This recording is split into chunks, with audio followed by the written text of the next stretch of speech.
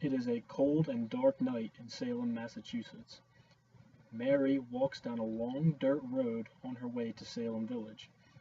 She must go to the courthouse in Salem for her trial, for she was recently accused of witchcraft.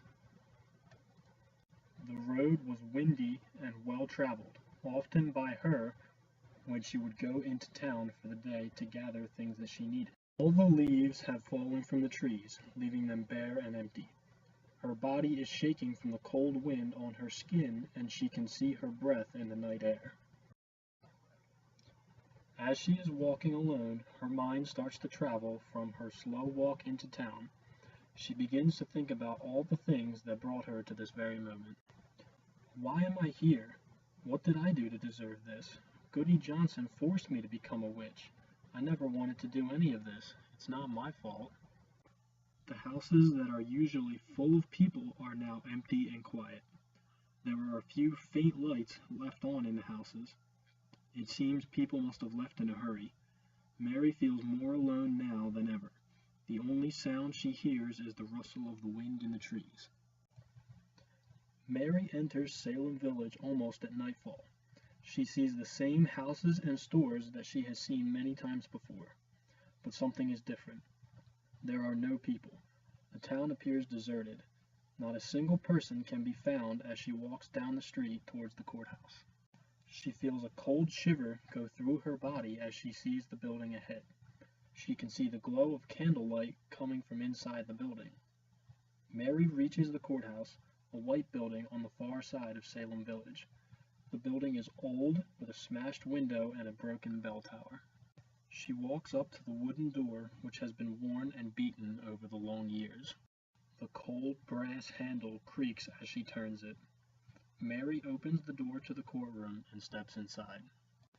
The entire room instantly goes silent when she walks in.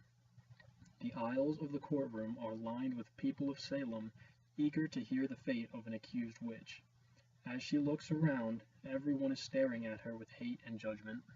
Ahead of her, at a large desk, sits the judge. He is dressed in black robes and wears a pair of silver glasses. To the left, she sees the people of the jury. 11 people are in the jury's box that will decide her fate. There is a single wooden chair sitting. Mary slowly starts to walk down the aisle. She scans the room for her mother or father, hoping they might be there to support her. She can hear people whispering as she passes them. She has a feeling that everyone already thinks she is guilty, and it is making her heart pound.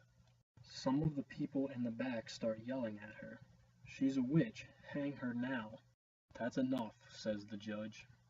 Mary begins to think in her head the different outcomes if she is found guilty. "Oh no, I'm not a witch. I didn't do anything, I promise. It was all Goody. It's her fault, not mine. You have to believe me." Her palms begin to sweat and her knees are shaking. She approaches the lone chair in the middle of the room, trying not to make eye contact with the angry people of the courtroom. She arrives at the chair she will be sitting in during the trial. The chair wobbles and creaks as she sits down. It seems that a great number of people have sat there before in a similar situation. The courtroom grows silent again.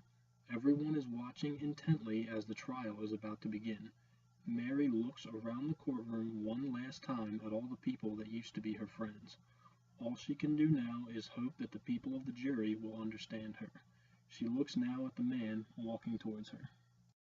The judge, an older man with an angry look on his face, approaches her. He stares at her with harsh eyes. This now begins the trial and examination of Mary Barker.